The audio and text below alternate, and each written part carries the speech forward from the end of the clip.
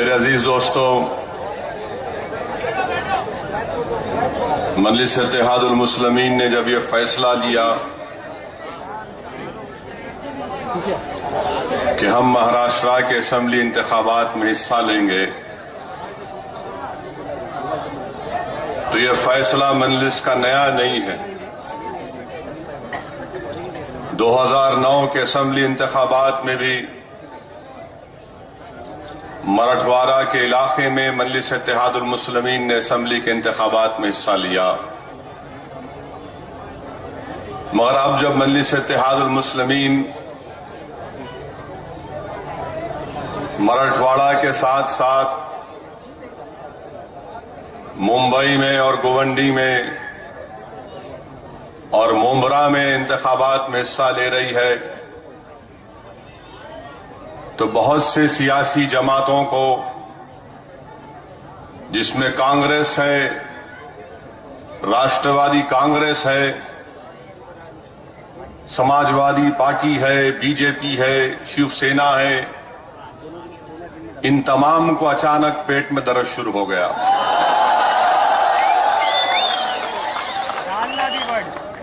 और सब के सब एक ही जबान में ये बोल रहे हैं।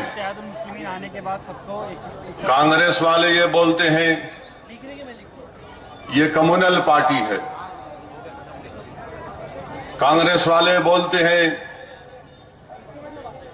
कि ये फिरका परस्ती की बात करते हैं, राष्ट्रवादी कांग्रेस के लोग बोलते हैं ये सिर्फ भड़काऊ भाषण देते हैं, समाजवादी पार्टी के लोग बोलते हैं मुल्क को बांटने की बात करते हैं, बीजेपी शिवसेना ये कहती है कि ये भारत माता से मोहब्बत नहीं करते, ये मुल्क के गद्दार हैं। मैं इन तमाम पार्टियों से कहना चाह रहा हूं आज आपके सामने, और आज के इस जलसे से मैं इन तमाम को एक पैगाम देना चाह रहा हूं कि आपका हर इल्जाम मुझे कबूल है। थोड़ी देर के लिए आपने कहा कि मैं फिरका परस्त हूं, मैं सिर्फ मुसलमानों की बात करता हूं,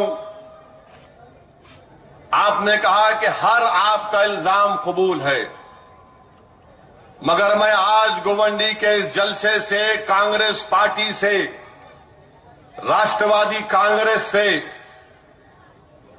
बीजेपी से, शिवसेना से, समाजवादी पार्टी से चंद सवालात रखना चाहता हूं और मैं उनसे पूछना चाहता हूं कि इन सवालात का जवाब आप आवाम में दे दो, मुझे मत दो।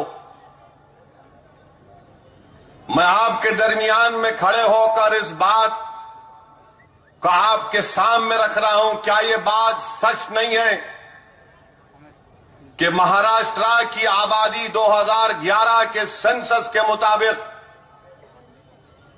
11 करोड़ के करीब आबादी है महाराष्ट्र की, जिसमें से 1 करोड़ 50 लाख मुसलमान रहते हैं।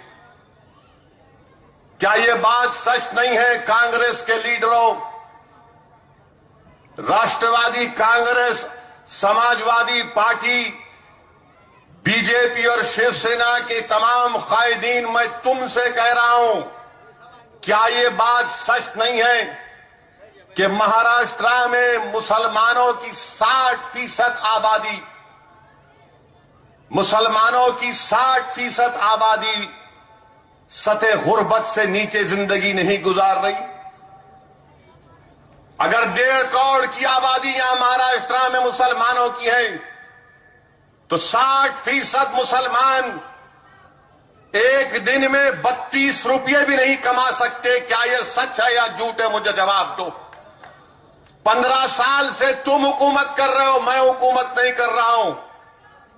15 साल से तुम्हारा चीफ मिनिस्टर, 15 साल से तुम्हारा होम मिनिस्टर, 15 साल से तुम्हारा फाइनेंस मिनिस्टर, 15 साल से हर चीज तुम्हारी, मगर ये तो बता दो भैया, इस 15 साल में तुमने कौन सी बांसुरी बजा दी? तुमने कौन सा ऐसा नया गाना तैयार किया कि 15 साल में तुम्हारी हुकूमत में हम 60% हमारी गरीबी में इजाफा हो गया। 60% Muslims living below poverty line.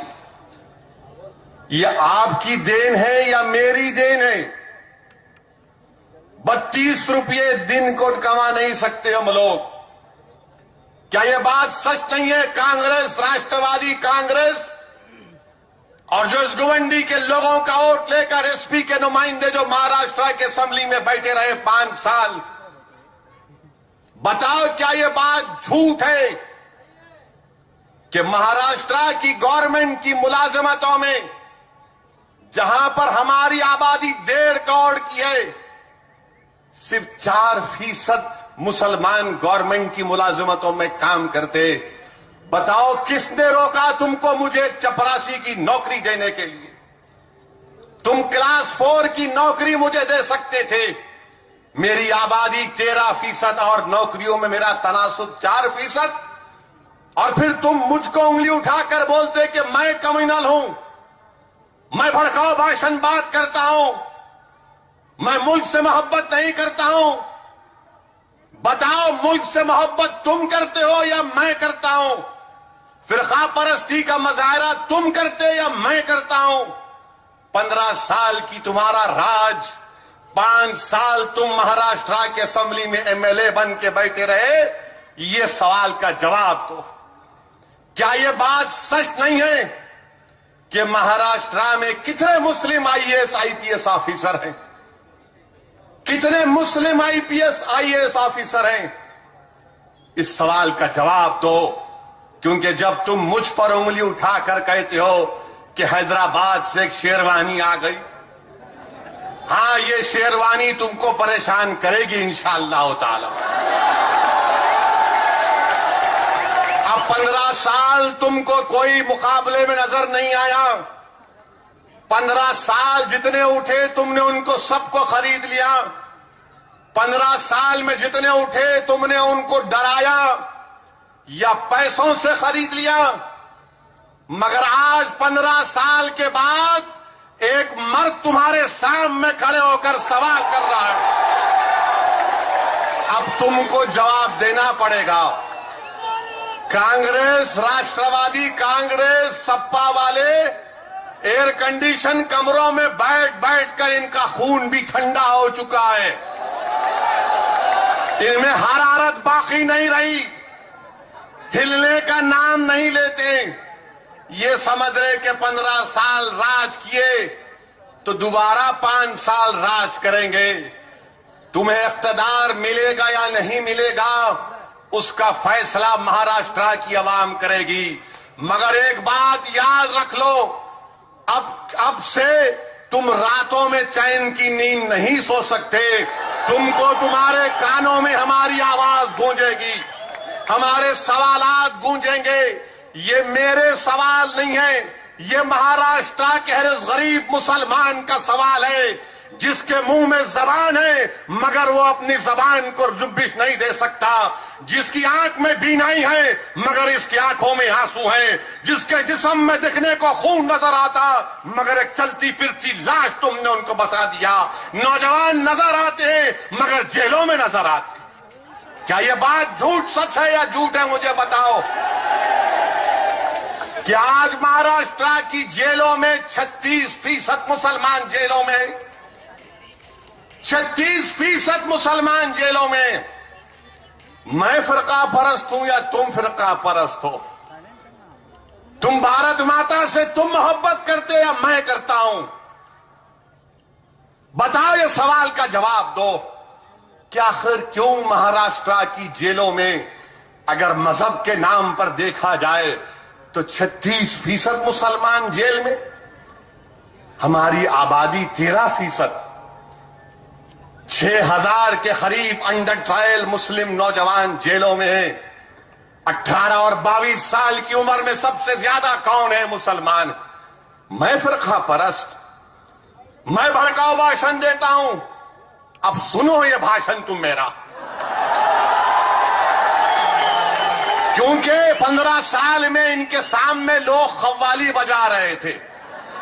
15 साल में इनके चमचे इनके सामने ताथैया कर रहे थे।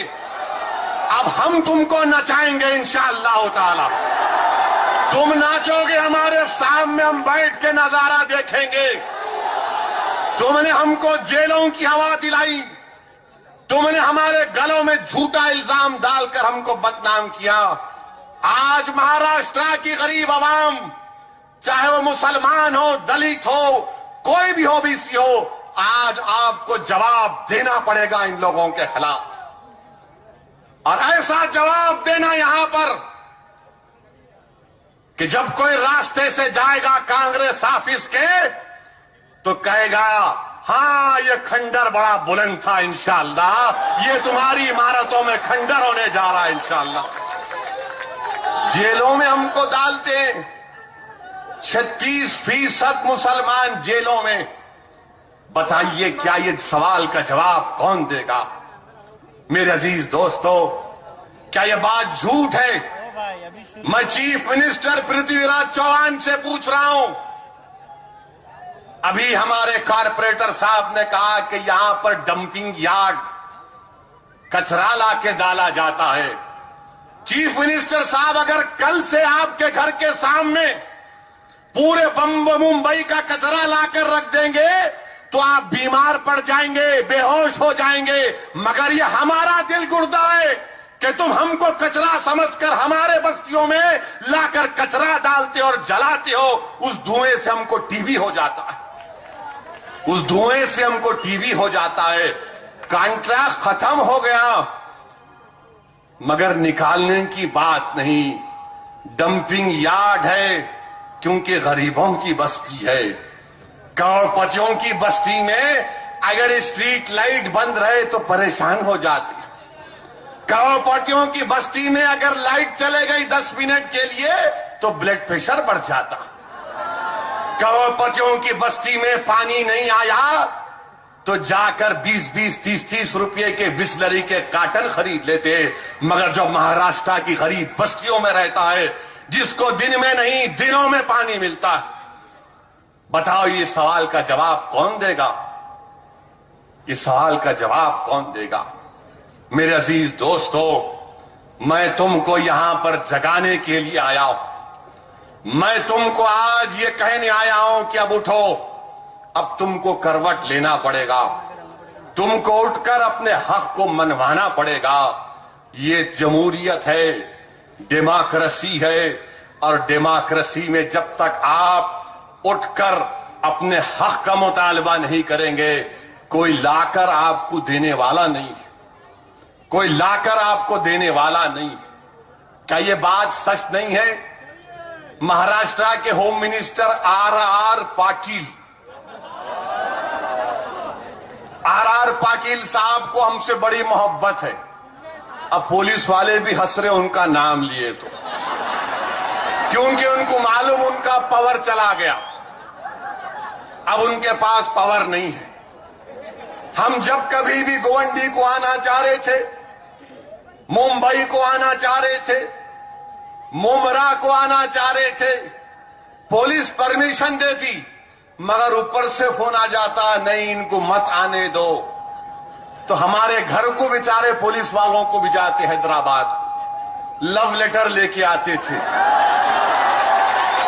कि अब नको आओ साहब, अभी मत आओ, अभी मत आओ। अरे हम बोलते क्यों नहीं आना, हमको नौकरी करना है, सही है, हमको उनसे कोई इख्तलाफ नहीं है। हमको इख्तलाफ है तो उन जालिमों से है जो इख्तिदार के नशे में गुरूर और तकब्बुर का एक मीनार बन चुके। आज इनके तकब्बुर, इनके गुरूर को जमीन पर लाकर खत्म करना है इंशाअल्लाह ताला। कभी आने नहीं दिए, इतना रोके, इतना रोके, इतना रोके कि अब मुंबई के लोगों ने सोचा आखिर है कौन ये, इतना क्यों रोक रहे हैं उनको। तो लोगों ने देखा कि जो हक बयान करते हैं, जो सच्चाई को अवाम के सामने रखते हैं, हुकूमत घबराती है उनसे, हुकूमत डरती है उनसे। आज आप देखिए कि गरीबी की बात जब होती है, पूरे महाराष्ट्र में 33 लाख मुसलमानों के घर हैं, अनीस और उस 33 लाख घरों में से कंटिन्यू रह तू 6.5 लाख घरों में राशन कार्ड नहीं है। कहां गया राशन कार्ड? फिर कौन राशन खा रहा है? ये किसके घर में चावल की बोरी जा रही? किसके घर में केरोसिन जाना? फोटो भेजू। कहां जा रहा ये? हाँ ठीक है भेजू। हमारी गरीबी का सबसे बड़ा सबब यह है कि हमारे पास राशन कार्ड नहीं है। मेरे अजीज दोस्तों, इन सवाल का जवाब कौन देगा? आज इलेक्शन आ रहा है, आपको जवाब देना है मेरे भाई, आपको जवाब देना है। गरीब गरीब होता है तो ताकतवर यह समझता है कि उसका मैं इस्तेसाल करूंगा, एक्सप्लॉइट कर दूंगा, मगर गरीब की खामोशी में एक धमाका होता है। गरीब की खामोशी में, उसकी कमजोरी में एक पैगाम होता है। आज आपको जब इलेक्शन की वोटिंग का दिन आएगा, आपको इन सवालात को सामने रखकर जवाब देना पड़ेगा कि बताओ इसका जिम्मेदार कौन है? इसका जिम्मेदार कौन है? क्या आज मैं तुम नौजवानों से पूछना चाहता हूं, क्या यह बात सच नहीं है कि मुस्लिम नौजवानों में अनएम्प्लॉयमेंट इतना ज्यादा है कि दूसरे मजहबी तबकों से डबल हमारे पास अनएम्प्लॉयमेंट है, बेरोजगारी है? इसका जवाब कौन देगा?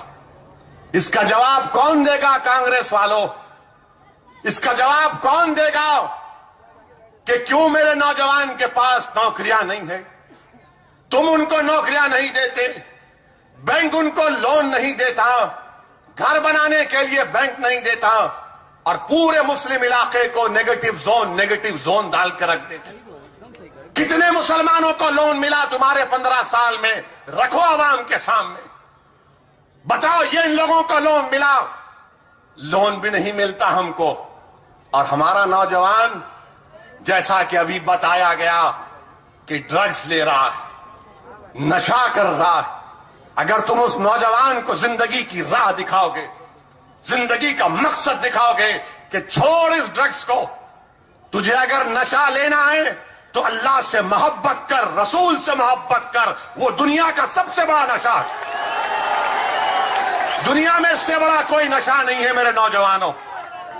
जो अल्लाह उसके रसूल से बेपनाह मोहब्बत करेगा सल्लल्लाहु अलैहि वसल्लम से, वो मोहब्बत ही खुद बहुत बड़ा नशा है। मगर इन नौजवानों को जिंदगी का मकसद नहीं दिया जा रहा है। इन नौजवानों को जिंदगी का मकसद नहीं दिया जा रहा है। क्या यह बात सच है या झूठ है? बताओ कांग्रेस वालों, तुम 15 साल से पावर में रहे, तुम्हारी रिपोर्ट, एक मुसलमान के एक घर में, एक कमरे में क्या 5 से 6 लोग नहीं सोते? ये इनकी रिपोर्ट है, मेरी रिपोर्ट नहीं है। मैं जहन से नहीं बता रहा हूं, इनकी रिपोर्ट है रहमान कमेटी की। एक कमरे में 5 और 6 लोग रहते हैं। आज तुम मुझे गाली देते तो हमारे बस्तियों को गाली देते, हमारे महल्ले जात को गाली देते। चीफ मिनिस्टर साहब, कभी तुम मेरी चौखट पर आकर झांक कर देखना था कि एक मुसलमान के घर में रात के वक्त में कितने लोग सोते अंदर और बाहर? कभी तुम देख लेते, मगर नहीं। इसका सवाल, इसका जवाब इनके पास नहीं। क्या यह बात गलत है कि महाराष्ट्र के मुसलमानों के घरों में 60% घर में वॉशरूम नहीं है? 60% घरों में वॉशरूम नहीं है। इसका जिम्मेदार कौन है? मैं जिम्मेदार हूं। मैं भड़काऊ भाषण देता हूं, मैं हिंदुस्तान से मोहब्बत नहीं करता हूं, यह तुम्हारा झूठा इल्जाम। मेरे अजीज दोस्तों, ये सवालात हैं जिस पर आपको जवाब देना है। क्या आप जवाब देंगे? नहीं देंगे? कैसे देंगे जवाब आप? याद रखो, जज्बात में आकर नारे तकबीर बोलने से काम नहीं बनता। हम कोई सोडा फैक्ट्री में काम नहीं करते, हम कोई थम्स अप नहीं है कि हिलाए तो निकल गए।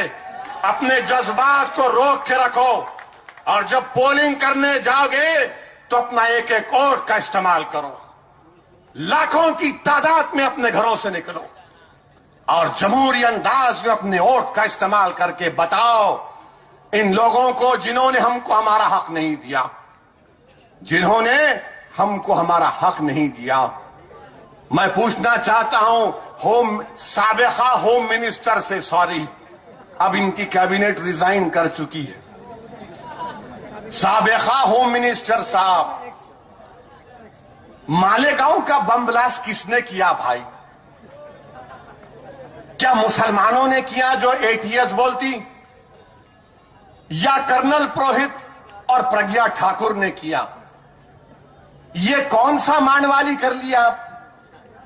कौन जिम्मेदार है? हम करे या वो करे?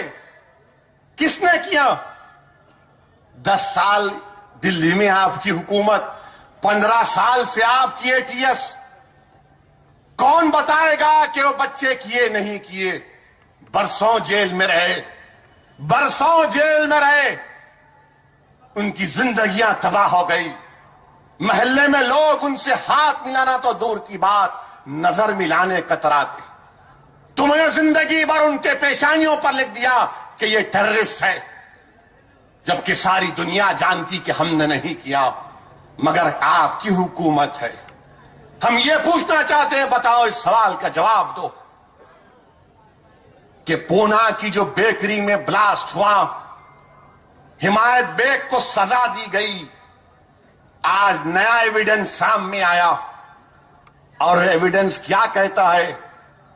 आप थोड़ी देर के लिए सोचिए कि एक नौजवान पूना से मोटरसाइकिल पर बैठता है और बैठकर औरंगाबाद 3 घंटे में आ जाता। कौन सी मोटरसाइकिल है भाई ये? वो मोटरसाइकिल का नाम क्या मोडी बाइक है क्या? बैठे कि 3 घंटे में वैसा बैठा, उन्हें पूना में औरंगाबाद में निकल गया 3 घंटे में। मैं पुलिस वालों से जो वो इन्वेस्टिगेशन कर रहे, मेरे को भी एक मोटरसाइकिल दिला दो वैसे, मैं भी खरीदना चाहता हूं वो मोटरसाइकिल को।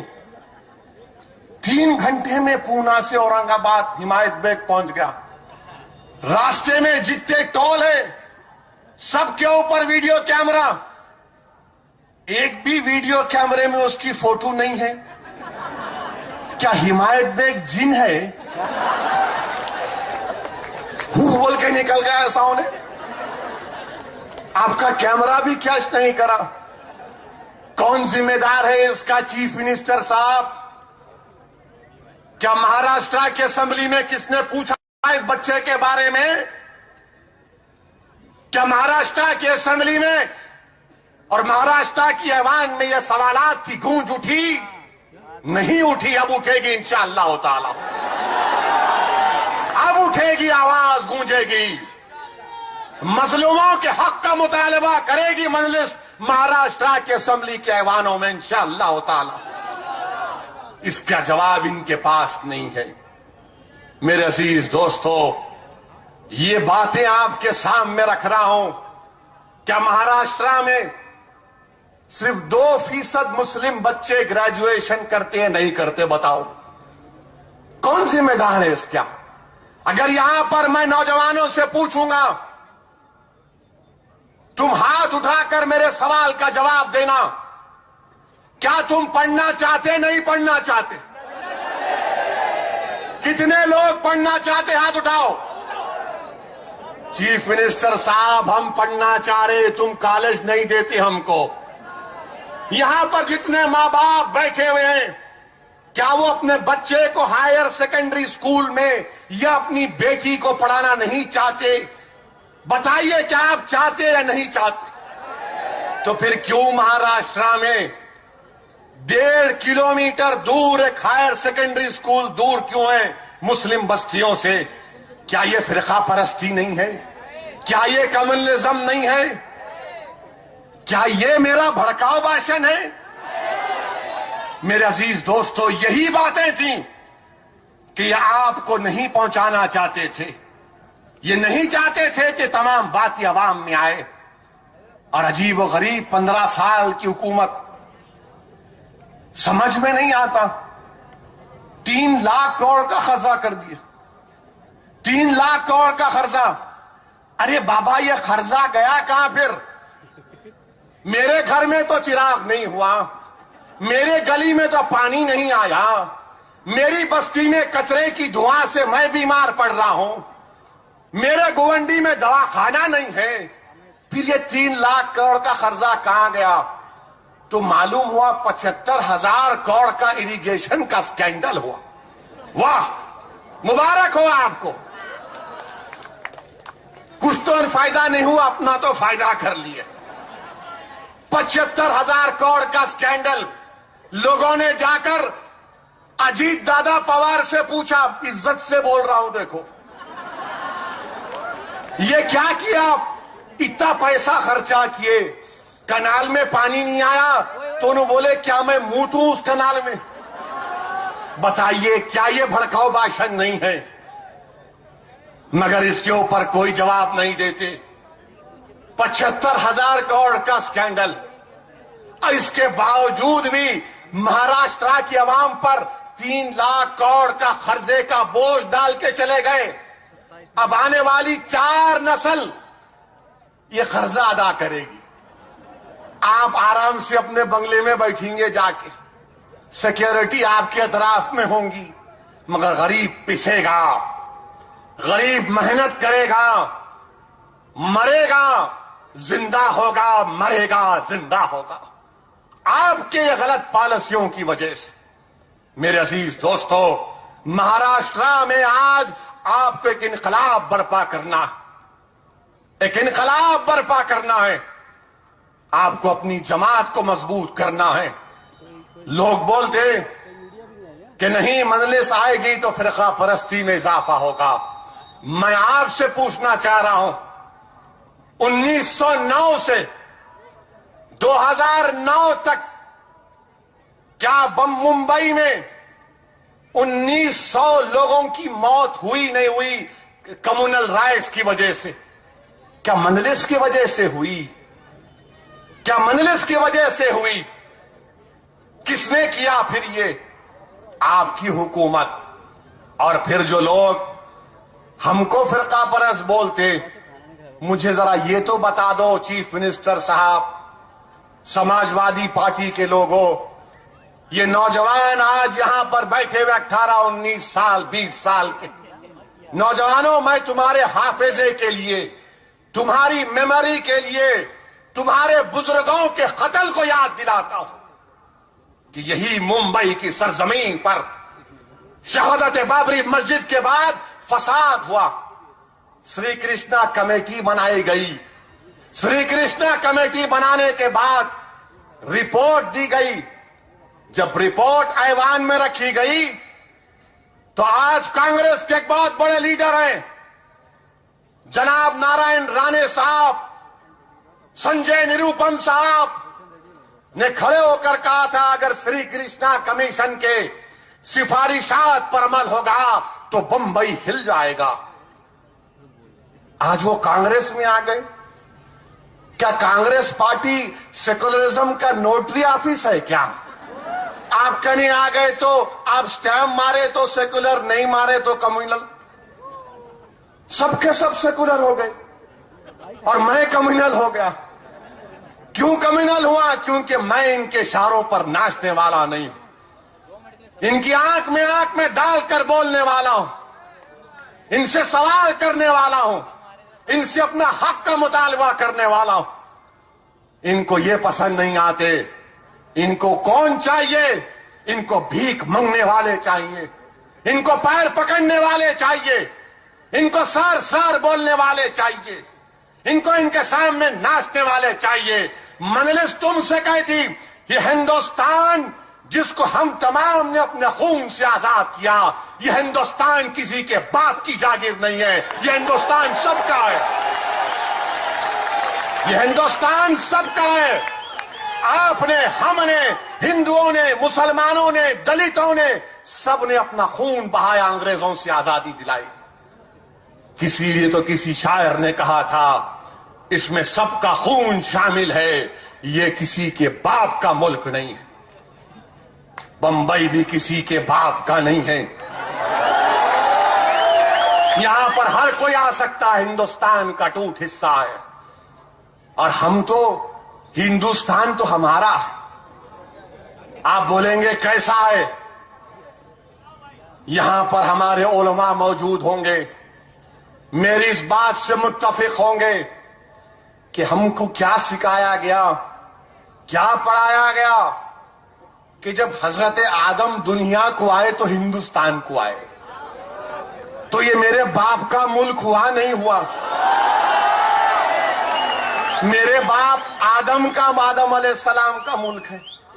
इन्हों बोलते नहीं हम किराएदार, नहीं हम किराएदार नहीं है भाई, हमारे बाप का है ये।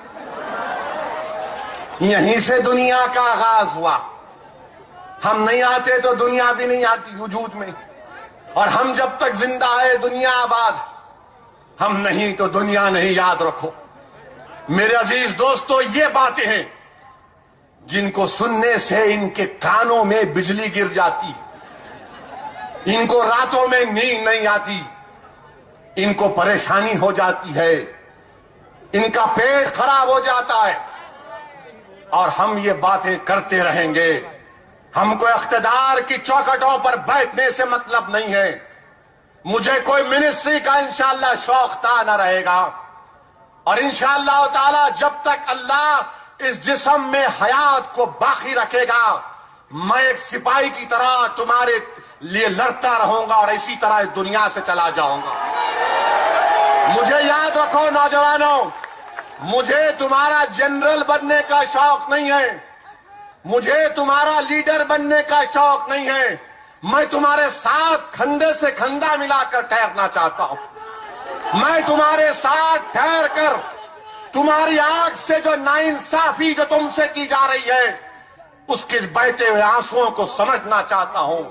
अगर दुनिया तुम्हारा साथ दे या ना दे, कम से कम मजलिस तुम्हारा हाथ तो पकड़ेगी, कम से कम मजलिस तुम्हारी आंखों से बहते हुए आंसू को तो पहुंचेगी, मजलिस कम से कम लड़ेगी इन जालिमों से। मेरे अजीज दोस्तों, मैं तुम्हारे दरमियान में ठहरना चाहता हूं। मैं तुम्हारे आगे नहीं, मैं तुम्हारे साथ चलना चाहता हूं। मैं तुमको आगे देखना चाहता हूं। मैं हमारे घरों में चिराग देखना चाहता हूं। आज हमारे मुल्क को फख्र है कि हमने मार्स के ऊपर सैटेलाइट भिजाया। बड़ी एजाज का बात है हिंदुस्तान के लिए। मैं इसरो के तमाम साइंटिस्ट को सलाम करता हूं। मैं इसरो के तमाम साइंटिस्ट को सलाम करता हूं। ये हम हिंदुस्तानियों के लिए एक फख्र और एजाज की बात है। मगर वहीं पर अजीज दोस्तों, एक दिलचस्प वाकया आपके सामने रखना चाहता हूं। जब वो मार्स पर न्यूज आई तो उत्तर प्रदेश से एक नौजवान ने मुझे फोन किया। बार बार फोन आ रहा था। उसने कहा अर्जेंट बात करना है। मैं फौरन बोला शायद कुछ परेशानी होगी। उसका फोन मिलाया, मगर इसका यह मतलब नहीं है कि आप भी कल से शुरू कर देंगे अर्जेंट बात करना है, बात करो। बात कर सकते। मैं फोन मिलाया, उससे पूछा कि भाई बताओ क्या बात है। तो उसने कहा ओवैसी साहब, मैं मुजफ्फरनगर से बात कर रहा हूं, जहां पर कांड हुआ, जहां पर फिसाद हुआ।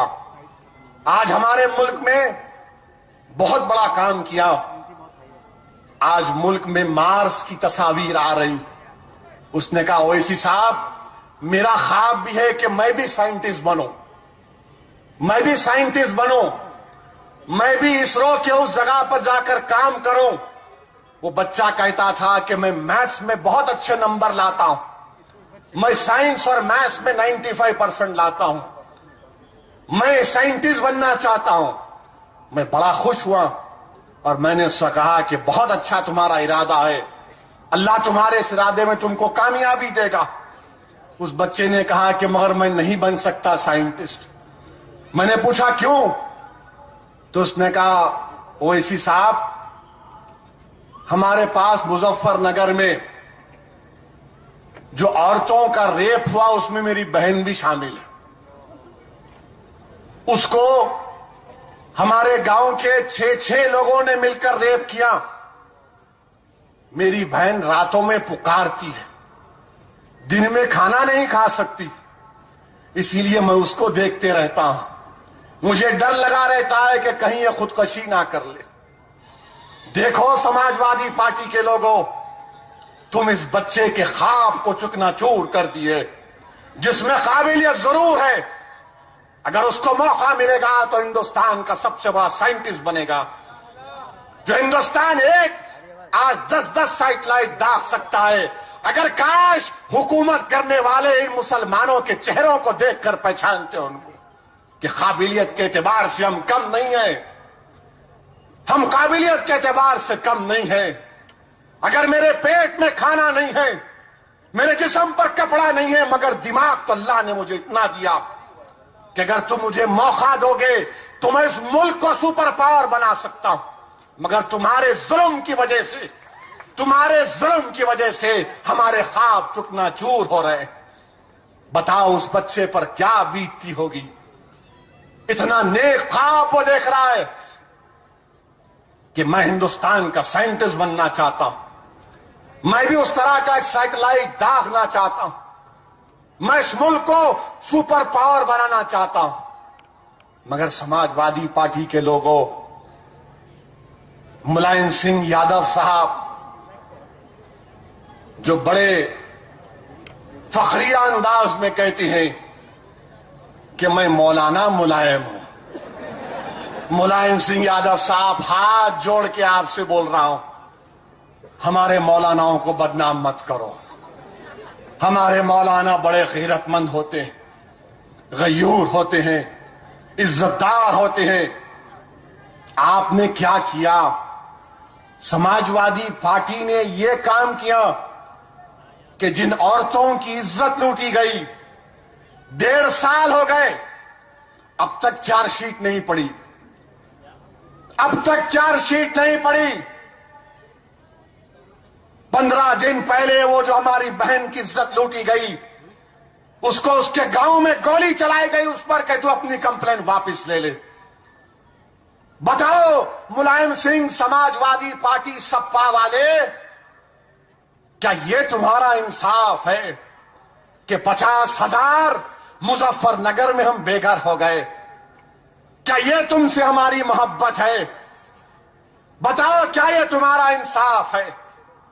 आज आकर बुड़ंग बांग दावे करना, क्या ये तुम्हारा इंसाफ है कि उत्तर प्रदेश में 80 पार्लियामेंट की सीटें, कितनी 80, क्या यह सेकुलरिज्म की कामयाबी है कि 18% मुसलमानों की आबादी उत्तर प्रदेश में, और एक भी नहीं जीतता, एक भी नहीं जीतता, एक मुसलमान भी नहीं जीतता।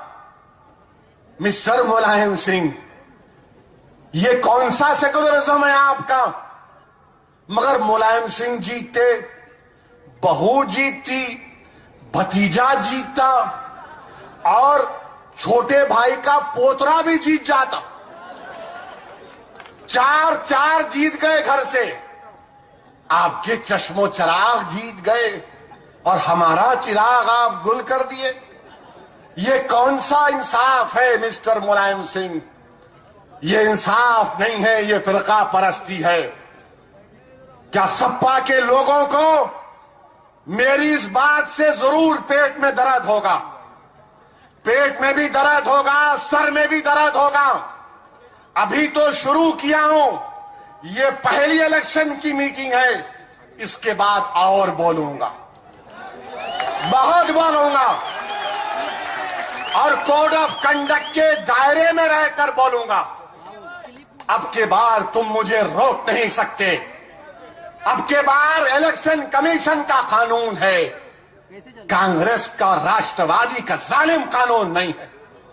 आज ये कानून के दरमियान में रहकर हम पूछना चाहते हैं, बताओ हमारे बच्चियों की अस्मत रेजी की गई, कितनों पर चार्जशीट दायर किया गया। चार्जशीट तो दूर की बात, गिरफ्तारी नहीं होती। और मुझे अफसोस होता है कि कहने वाले ने कह दिया कि अगर एसपी को वोट नहीं दिए तो डीएनए चेक कराना, डीएनए चेक कराना। जाकर उस बच्ची से पूछो जिसको मुलायम सिंह की हुकूमत में 6 लोगों ने, 5 लोगों ने, 4 लोगों ने बढ़ाना करके गांव से भगाया। पूछो उनसे कि तुम्हारा डीएनए क्या था। क्या तुम उनसे पूछोगे? हम यही बोलते कि मुलायम सिंह हमको अजीज नहीं है, वो हमारी बहन हमको अजीज है। ये मेरा डीएनए है, ये मेरा डीएनए है, ये मेरा डीएनए है। जो लोग अपने आकाओं की ताईद में बड़ी बड़ी बातें कर जाते, होश में आओ, होश में आओ। अगर इंसाफ की आप बात नहीं कर सकते तो गुलामी की बात मत करो, रुसवा मत करो हमको अगयारों के सामने। हम किसकी उम्मत हैं? जिन्होंने कहा था, क्या कहा था इसी महीने में? कहा था कि काले को गोरे पर फौकियत नहीं है। जिन्होंने हमको पैगाम दिया कि पहुंचा दो सारी इंसानियत को कि तुमको मरकर अल्लाह के पास जवाब देना है। क्या जवाब दोगे? क्या उस वक्त नेताजी आएंगे? नेताजी आएंगे, वो आके बोलेंगे अरे इंसाफ की बात करो, लड़ो मजलूमों के लिए, जुल्म के खिलाफ लड़ो, मुसलमानों से गुर्बत के खात्मे की बात करो। दवाखाने की जरूरत है, स्कूल की जरूरत है, कॉलेजेस की जरूरत है, इज्जत की जरूरत है। ये हमको काम करने की जरूरत है। इन पर कोई तवज्जो नहीं दी जाती।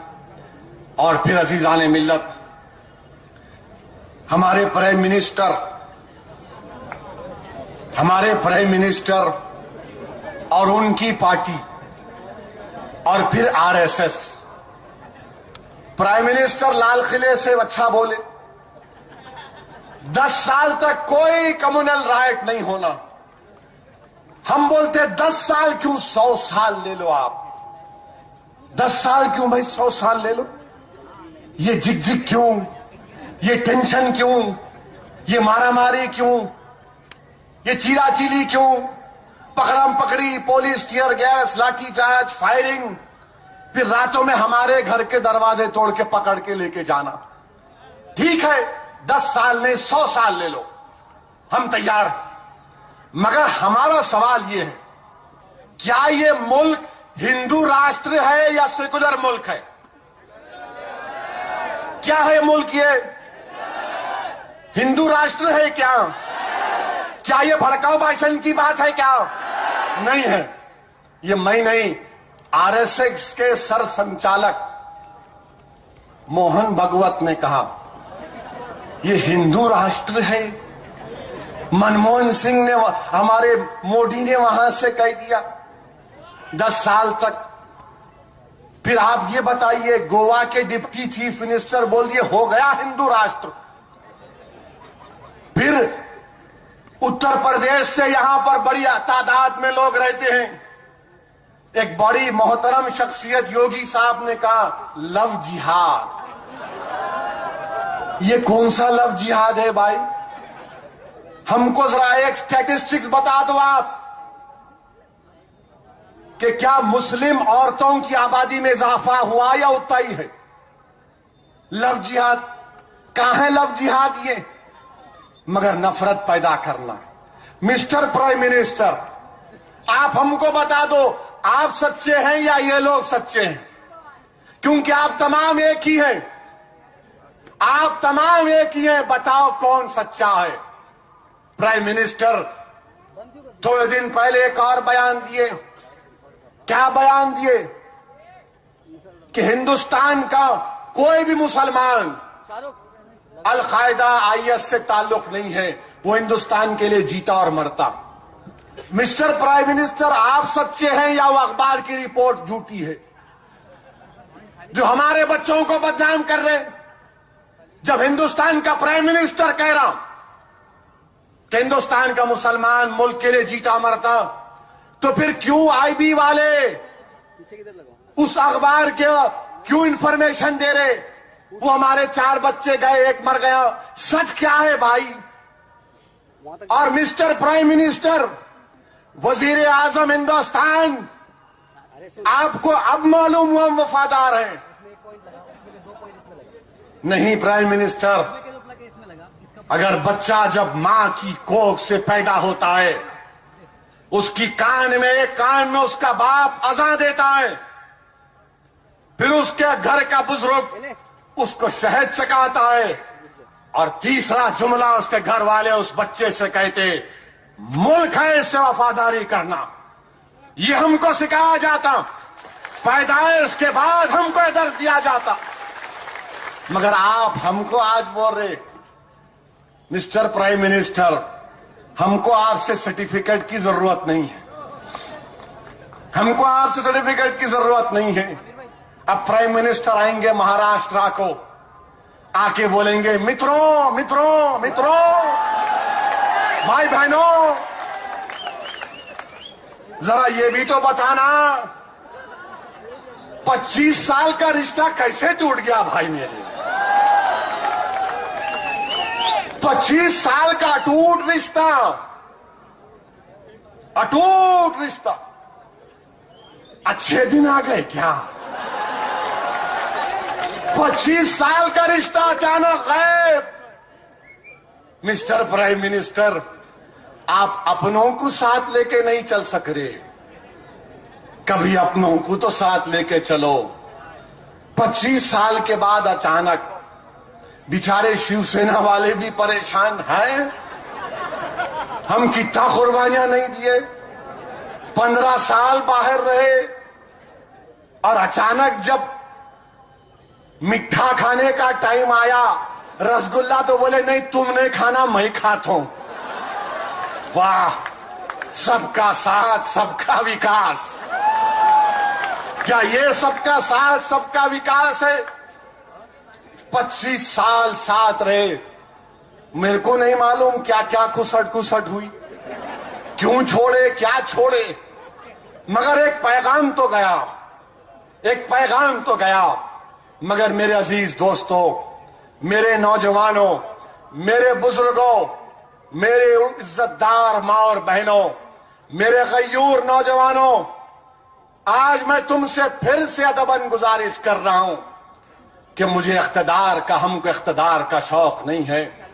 इस महाराष्ट्र की सियासत में एक करवट पैदा करो खुदा के लिए, एक इनकलाब पैदा करो नौजवानों। तुमको कल के लिए नहीं, आज के लिए काम करना है। बहुत नाइंसाफी हो गई मेरे भाई, बहुत इस्तेसाल कर लिया गया, बहुत एक्सप्लॉयटेशन हो चुका। अब नौजवानों, बुजुर्गों, इन नौजवानों की सरपरस्ती करो, हमको समझाओ, नसीहत करो, हमको डांटो अगर हम गलती करते हैं। मगर मैं हमारे बुजुर्गों से कह रहा हूं कि हमारी नियतों पर शक मत करो। हमारा एक ही मकसद है कि हमको समाजी इंसाफ मिले, नौकरियों में हिस्सा मिले, बेरोजगारी में खात्मा हो, पीने का साफ पानी मिले, मेरा बच्चा या बच्ची बीमार हो गई तो दवाखाना मिले, कॉलेज मिले, बैंक से लोन मिले, जो जेलों में बच्चे हैं वो रिहा कराएं। बताओ, ये हमारा एजेंडा है, हमारा एजेंडा कोई और नहीं है। आपने ऐसे ऐसे लोगों का साथ दिया जिन्होंने आपको धोखा भी दिया और आपके पीठ पर खंजर मारा, इतना खंजर मारा कि तुम्हारी पीठ को छन्नी छन्नी कर दिया गया। मैं आज तुमसे सिर्फ यही कह रहा हूं कि अपने हाथों से इस जमात को उठा लो। नहीं मालूम इस दुनिया में मेरा कितना वक्त है, नहीं मालूम किसका कितना वक्त है, मगर परवरदिगार जानता है कि मेरा एक एक लफ्ज इखलास पर मबनी है। और मैं यही चाहता हूं कि इंसाफ हमको मिले, कोई हमको गीरत की नजर से ना देखे। हम डर कर नहीं जिएंगे, हम इज्जत से जिएंगे। हम डर कर भाग भाग कर नहीं जिएंगे, हम सीना तान कर जिएंगे इंशाअल्लाह ताला। अगर तुम सीना तान कर जीना चाहते, अगर तुम जालिम से पंजा आजमाई करना चाहते, अगर तुम अपने हक को मनवाना चाहते हो, तो आओ इस कमजोर का साथ दो।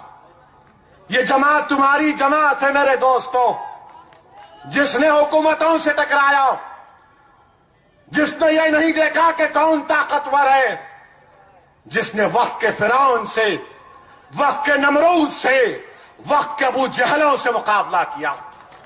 नौजवानों, मैं तुमको दावत दे रहा हूं, यह महीना कुर्बानी का है, यह महीना कुर्बानी का है, आइंदा महीना भी कुर्बानी का है। क्या तुम थोड़ा वक्त कुर्बान नहीं कर सकते? क्या तुम थोड़ा पसीना नहीं बहा सकते? क्या तुम थोड़ा सा वक्त नहीं निकाल सकते अपने मुस्तकबिल के लिए?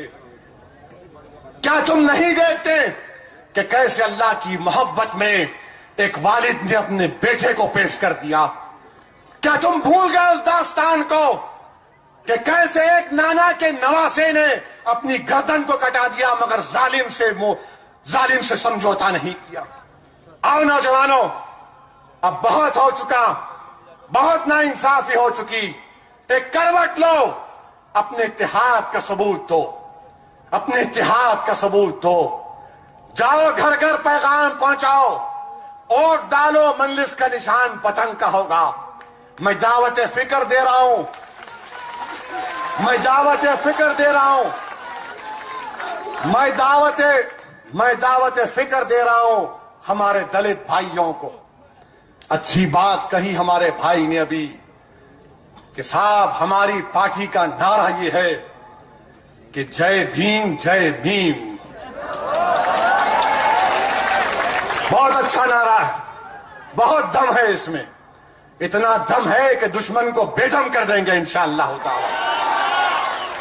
आओ, मैं दलितों से गुजारिश करूंगा, हमारे बैकवर्ड क्लास के भाइयों से कहूंगा, हमारे हिंदू भाइयों से कहूंगा कि हमारी लड़ाई हुकूक की है, हमारी लड़ाई हक की है।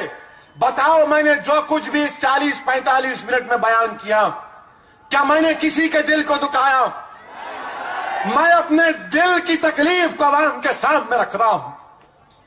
मेरे जो सीने में तकलीफ है, जो आंखों में आंसू हैं, जो तकलीफ है, जो करवट है, उस तमाम चीजों को आपके सामने रखा हूं। तुम्हारी जबान बनकर जबानी की तर्जुमानी कर रहा हूं। यह हमारी बात है। अरे कोई तो सुन लो हमारी बात को। हम गुलामी करने को तैयार नहीं हैं, हम सर झुकाने को तैयार नहीं। हम अल्लाह के आगे सर झुकाने वाले, हम हुकूमतों के आगे सर नहीं झुकाएंगे। हम अपने हक के लिए लड़ेंगे और पार्लिमानी जमहूरियत में हमको इस बात की इजाजत है कि हम वोट के जरिए अपने पार्टी को कामयाब करें। ये पार्टी आपकी है, ये आपकी दिलों की धड़कन है।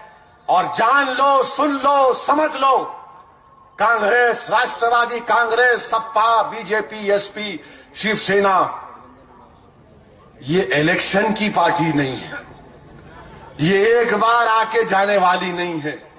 अब आ गए तो यहीं पर रहेंगे। एक इलेक्शन गया, बल्दिया आएगा, बल्दिया का इलेक्शन लड़ेंगे। 2019 का है, पार्लियामेंट का आएगा, लड़ेंगे। ये असेंबली आएगा, लड़ेंगे। हर इलेक्शन लड़ेंगे। 35 जिलों में, 33 जिला परिषद में, 260 म्युनिसिपल कारपोरेशन में, महापंचायतों में, हर जगह अब मंजलिस लड़ेगी इंशाअल्लाह ताला। हम सबको साथ लेकर काम करना चाहते हैं। शुक्रिया। अल्लाह।